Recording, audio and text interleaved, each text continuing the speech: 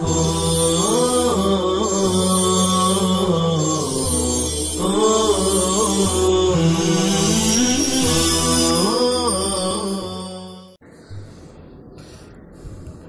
الله الرحمن الرحيم. بعض ألفاظ التجريح والتعديل عند أبي حاتم الرازي رحمه الله. جرح و تعدیل کے بعض الفاظ ابو حاتم رازی رحمۃ اللہ علیہ کے نزدیک. اس سے پہلے آپ نے امام احمد بن حنبل کے نزدیک جو الفاظ جرح و تعدیل استعمال ہوتے ہیں وہ پڑھے، اگرچہ ایک ہی لفظ دیا وہ بھی جرح کا. اس سے پہلے یحییٰ ابن معین رحمۃ اللہ علیہ کے الفاظ جرح و تعدیل 4 آئے، 2 جرح کے جو تعدیل کے. اور اس سے پہلے یعنی ایک دم پہلے فرسٹ آف آل امام بخاری رحمۃ اللہ علیہ کے نزدیک الفاظ جرح و تعدیل جو آئے تھے ان کو ذکر کیا تھا. اب یہاں پر ابو حاتم رازی کے نزدیک جرح و تعدیل کے جو الفاظ ہیں اسے ذکر کر رہے ہیں. اللفظ الاول یکتب حدیثہ، پہلا لفظ یکتب حدیثہ ہے. مدلول لفظ، لفظ کا مدلول اے لیس بحجت، لفظ کا مدلول لیس بحجت، یہ بتا دیا ابو حاتم رازی.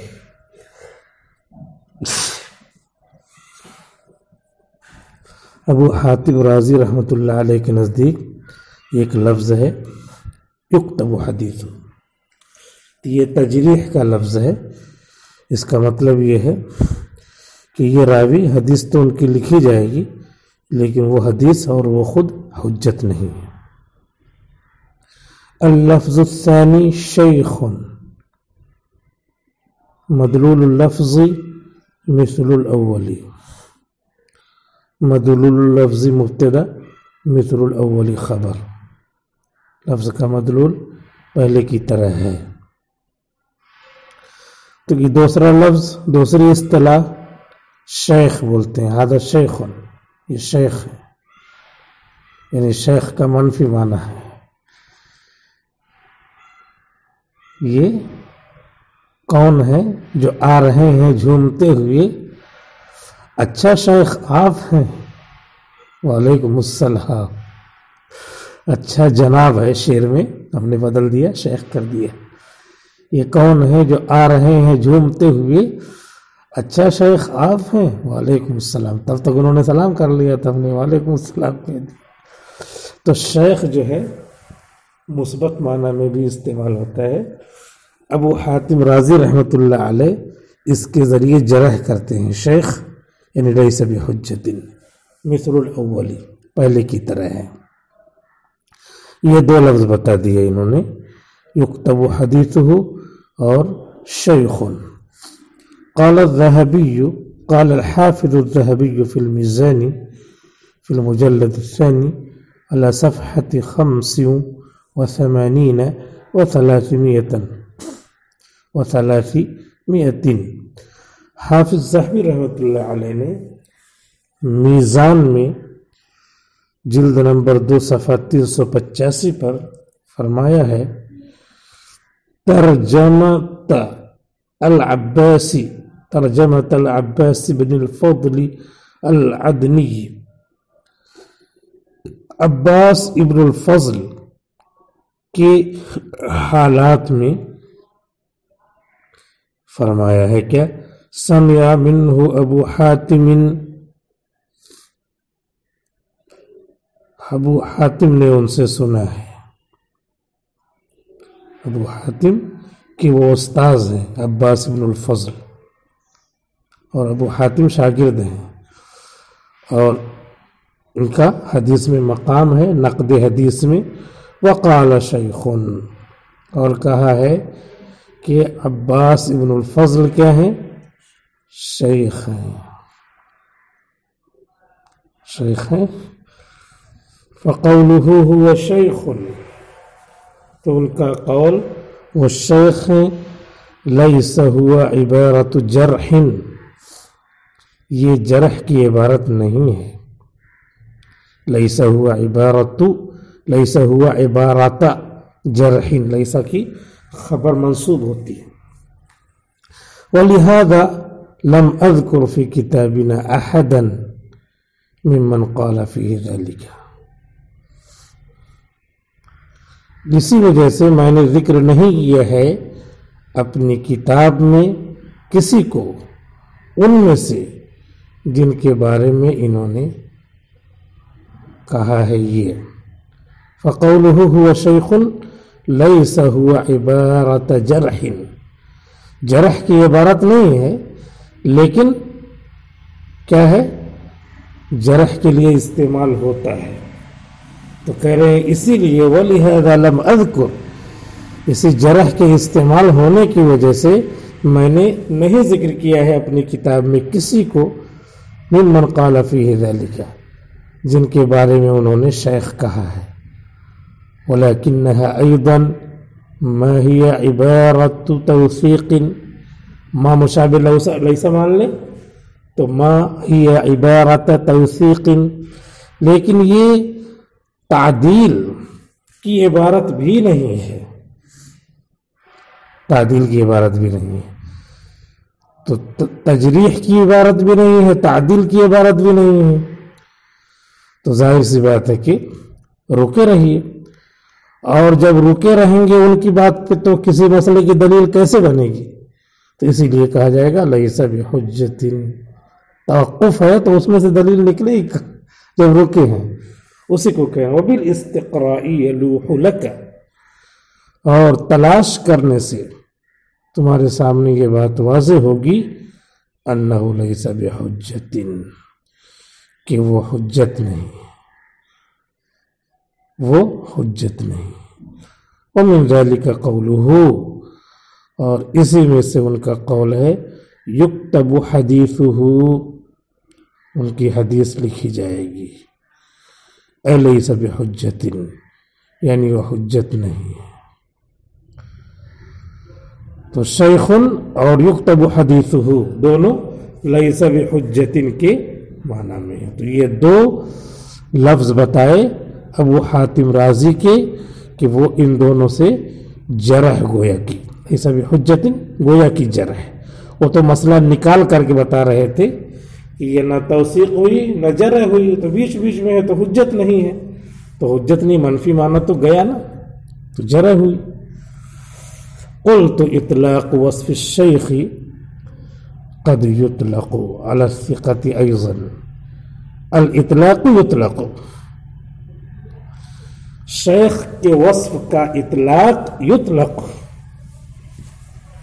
کھانا کھانا ہو گیا، کھانا کھائے میں نے، مجھے کھانا کھانا ہے، کھانا کھانا ہے، ایک فعل ہے ایک مفعول ہے۔ اطلاق وصف الشیخ قد یطلق علی الثقۃ ایضا، میں نے کہا ہے کہ شیخ کے وصف کا بولنا کا اطلاق کبھی ہوتا ہے ثقہ پر بھی۔ اب یہ صاحب کتاب کہہ رہے ہیں کہ شیخ بولا جاتا ہے جیسے اوپر ہی وہی بولا ہے، تو جرح کی عبارت نہیں ہے تو پھر کیا ہو گیا؟ حجت ہو گئی۔ جرح کی عبارت نہیں تو ثقہ ہو گیا۔ تو اسی لیے کہہ رہے ہیں کہ اگر ذخیرہ حدیث میں پڑھا جائے تو یہ ملے گا کہ وصف شیخ یہ کیا ہے؟ ثقہ پر بولا جاتا ہے کبھی کبھی۔ فَإِذَا كَانَ الرَّاوِي ثِقَةً، تو جب راوی ثقہ ہو تو ثقہ پہ تو بولا ہی جاتا ہے، لیکن چونکہ جرح پہ بھی بولا جاتا ہے لیس بالحجہ کے معنی میں ہے، تو اسی لیے بہت اونچا ثقہ نہیں رہے گا۔ الا انہ لیس من الطبقۃ الاولی، مگر یہ کہ وہ طبقہ اولا میں سے نہیں ہوں گے، من اصحاب حافظ معین، حافظ یحییٰ ابن معین کے اصحاب میں سے، حافظ معین کے اصحاب میں سے شارٹ کٹ استعمال کر دیا ہے، یعنی طبقہ اولا میں راوی کا جو طبقہ اولا ثقہ ہوتا ہے اس میں شمار نہیں ہوں گے۔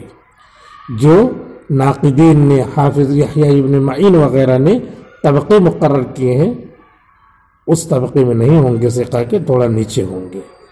ودون اصحابہ المشہورین بالروایت، اور کم ہوں گے ان کے شاگردوں سے جو مشہور بالروایہ ہیں ان سے، حافظ یحییٰ ابن معین سے روایت کرنے میں، پڑھنے میں مشہور ہیں، ان سے کم درجے کے ہوں گے۔ فی التقدمۃ فیہ، اس سلسلے میں آگے بڑھانے میں، والروایت عنہ، اور ان سے روایت کرنے میں، والکثرت، اور کثرت میں۔ جو یحییٰ ابن معین کے شاگرد ہیں تو ان سے جنہوں نے کثیر تعداد میں حدیثیں پڑھی ہیں، بہت روایت کی ہے، اور ان کو مقدم کیا جاتا، تقدمہ کیا جاتا، اس میں وہ نہیں ہوں گے، نیچے درجے کے ہوں گے۔ قالوا فیہ شیخ، تو ان حضرات نے اسی کے بارے میں، جو تھوڑا سا نیچے کے درجے کے ہیں، انہیں کے بارے میں کیا کہا ہے؟ شیخ، یہ شیخ ہے۔ لہذا یہ کتاب کے مصنف بتانا چاہ رہے ہیں کہ یہ عبارت شیخ یہ ثقہ کے لیے ہے، لیکن تھوڑا کم درجے کے ثقہ کے لیے۔ اور اوپر جو ہم نے پڑھا اس سے کیا نکلا کہ یہ لیس بحجت کے معنی میں ہے، یکتب حدیثہ، اور شیخ یہ لیس بحجت کے معنی میں ہے۔ تو یہ مضمون اب دونوں سے ڈفرینشیٹ ہو گیا کہ قلتو کسے کیا کہنا چاہ رہے ہیں، یہ شیخ ثقہ کے لیے ہے لیکن تھوڑا کم درجے کا ہے۔ اور اوپر ہم نے کیا پڑھا؟ توقف رہے گا، یکتب حدیثہ اور شیخ دونوں لیس بحجت کے معنی میں۔ یدل علی ذالک، اس مضمون پر دلالت کرتی ہے وہ بات، ما نقلہ ابن رجب، ابن رجب نے جو نقل کیا ہے، متحرک الاوسط ہو اور اسے مؤنث ماننے لفظ کو، رجب کو، تو غیر منصرف ہو جائے گا۔ جو نقل کیا ہے ابن رجب نے رحمہ اللہ فی شرح علل الترمذی، شرح علل الترمذی میں، شرح علل الترمذی میں صفحہ 283 پر، عن البردیجی الحافظ، حافظ محدث البردیجی سے، حافظ البردیجی سے، صفحہ 283 پر۔ اب وہی شیخ کے بارے میں بیان کریں گے کہ کس معنی میں ہے، ثقہ کے معنی میں ہے کم درجے کے، یا لیس بحجت کے معنی میں ہے۔ تو نیچے جو بیان کیا ہے کہ ثقہ کے معنی میں بھی ہے شیخن، تو اسی سلسلے سے یہ عبارت نقل کر رہے ہیں۔ احادیث شعبۃ عن قتادہ، شعبہ امام شعبہ محدث کی حدیثیں امام قتادہ سے جو منقول ہیں، اور امام قتادہ عن انس عن النبی صلی اللہ علیہ وسلم، امام قتادہ جو نقل کرتے ہیں حضرت انس سے، اور حضرت انس خادم رسول رضی اللہ عنہ نقل کرتے ہیں نبی کریم صلی اللہ علیہ وسلم سے۔ تو یہ احادیث شعبۃ کلھا صحاح، شعبہ کی حدیثیں سب صحیح ہیں بشرطے کہ ان قتادہ ان انس ہو، تب صحیح ہے۔ وَكَذَلِكَ سعید بن ابی عروبہ، اسی طریقے سے سعید ابن ابو عروبہ ہیں کہ ان کی حدیثیں بھی کلھا صحاح۔ وہشام الدستوائی، اور ہشام دستوائی ہیں، شعبہ سعید ہشام، اذا اتفق هؤلاء الثلاثة على حديث فهو صحيح، جب یہ تینوں متفق ہو جائیں کسی حدیث پر تو حدیث صحیح ہے۔ ایک حدیث ہے، سعید بھی نقل کر رہے ہیں، ہشام بھی نقل کر رہے ہیں، شعبہ بھی نقل کر رہے ہیں، تو کہہ رہے ہیں وہ حدیث کیا ہوگی؟ صحیح ہوگی۔ وَإِذَا اخْتَلَفَا فِي حَدِيثٍ وَاحِدٍ، اور جب یہ دونوں سعید اور ہشام جب یہ دونوں مختلف ہوں کسی حدیث میں، فَإِنَّ الْقَوْلَ فِيهِ قَوْلَ رَجُلَيْنِ مِنَ الثَّلَاثَةِ، تو اس میں معتبر قول، فَإِنَّ الْقَوْلَ مَا قَالَتْ حِزَامِي كَمَا قَرَأْتَ فِي شَرْحِ ابْنِ عَقِيلٍ، فَإِنَّ الْقَوْلَ فِيهِ قَوْلُ رَجُلَيْنِ مِنَ الثَّلَاثَةِ، تو اس میں معتبر قول تینوں میں سے دو آدمیوں کا قول ہوگا۔ پہلے تو یہ بتایا شعبہ، سعید اور ہشام متفق ہیں کسی حدیث میں تو اس حدیث کو صحیح مانا جائے گا، لیکن یہ جو بعد میں ہے سعید اور ہشام، یہ دونوں یہ نفی میں حدیث نقل کرتے ہیں، وہ اس بات میں سمجھنے کے لیے دونوں مختلف ہو گئے، تو اب یہ ان کی بات مانی جائے یا ان کی بات مانی جائے؟ تو کہہ رہے ہیں کہ جس کے ساتھ شعبہ ہوں ان کی بات مانی جائے گی، دو جس میں متفق ہو جائیں، تو شعبہ ادھر متفق ہو یا شعبہ ادھر متفق ہو، دو متفق ہو گئے، اسی کو کہہ رہے ہیں فَإِنَّ الْقَوْلَ فِيهِ قَوْلَ رَجُلَيْنِ مِنَ الثَّلَاثَةِ، ان تینوں میں سے دو آدمیوں کا قول جدھر ہوگا وہ قول معتبر ہوگا، ٹھیک ہے۔ وَأَمَّا حَدِيثُ قَتَادَةَ الَّتِي يَرْوِيهَا الشُّيُوخُ، رہی بات حدیث قتادہ،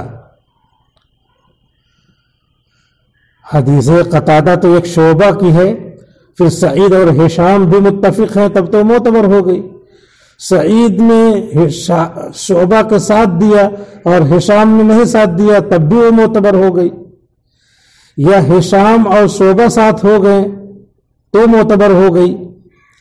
لیکن کہہ رہے ہیں اگر قتادہ کی حدیث ہے اور وہ تینوں وہاں نہیں موجود ہیں، حضرت قتادہ نقل کر رہے ہیں اور ان سے نقل کر رہے ہیں مثل حماد بن سلمۃ، واما حدیث قتادہ، رہی بات حدیث قتادہ کی جس کو نقل کر رہے ہیں الشیوخ،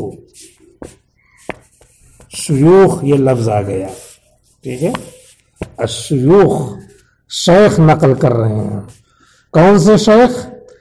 ایک نہیں، ایک دو تین، اقل جمع کم سے کم تین معنی بغیر شاذ قاعدے کے، مثل حماد بن سلمۃ، جیسے شیخ حماد بن سلمہ، مثل حمام، اور جیسے حمام محدث، و ابان، اور ابان محدث، والاوزاعی، اور امام اوزاعی، یہ شیوخ نقل کرے۔ الشیخ کا لفظ آ گیا تو اپنے کو عبارت کے ترجمے کے بعد اصل اسی کو تلاش کرنا ہے، یہ شیخ آ گیا تو کہہ رہے فَيُنظَرُ فِي الْحَدِيثِ، تو حدیث میں غور کیا جائے گا، اب ادھر ادھر دیکھا جائے گا کہ یہ حدیث معتبر ہے، کوئی متابعت اور شہادت مل رہی ہے، کوئی شاہد اور متابع ہے یا نہیں۔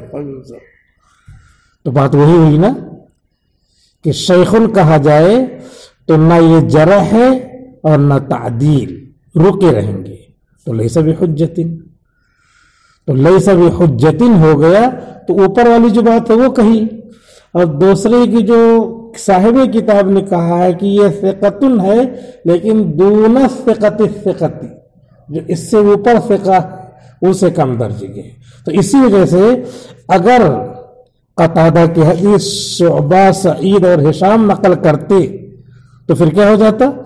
وہ ثقہ کے درجے میں رہتا، لیکن اگر شیوخ نقل کریں تو گویا کہ گھٹا دیا نا نیچے، کہ حماد اور حمام، ابان اور اوزاعی رحمہم اللہ نقل کریں فینظر فی الحدیث، حالانکہ یہ تو 4 ہو گئے، تو کہہ رہے یہ نقل کریں یا اکیلے یہ نقل کریں تو پھر فینظر.